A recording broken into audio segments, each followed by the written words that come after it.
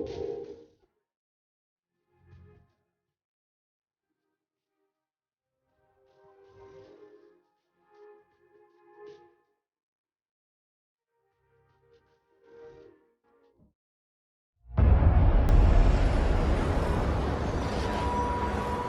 26 décembre 2004, Sumatra en Indonésie. Un gigantesque séisme sous-marin de magnitude 9,1, dont l'épicentre se situe au cœur de l'océan Indien, génère un tsunami dévastateur. En quelques minutes, il fait plus de 230 000 morts et plus de 2 millions de réfugiés.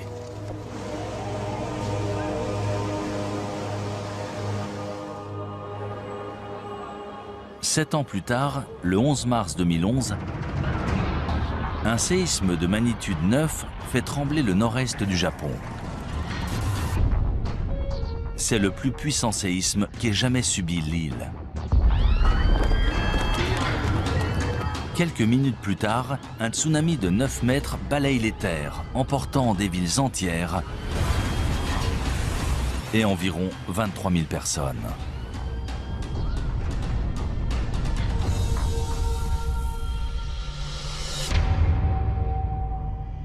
Si des villes modernes conçues en prévision de telles catastrophes peuvent être emportées en quelques minutes, c'est peut-être ce qui est arrivé à de nombreuses civilisations antiques, aujourd'hui disparues.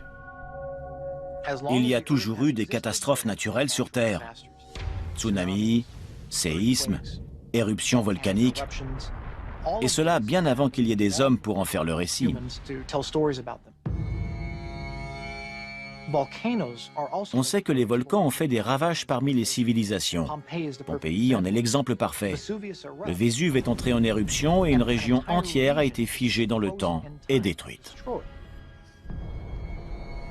Les cités de Pompéi et Herculanum ont été ensevelies sous les cendres et les pierres volcaniques, mais aussi sous les coulées de lave qui les ont atteintes.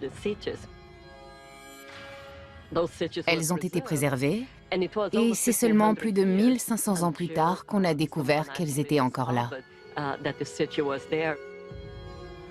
Malheureusement, face à une catastrophe naturelle de cette ampleur, même une société sophistiquée et à la pointe de la technologie risque soit d'être suspendue et de perdre des décennies de progrès, soit d'être complètement détruite.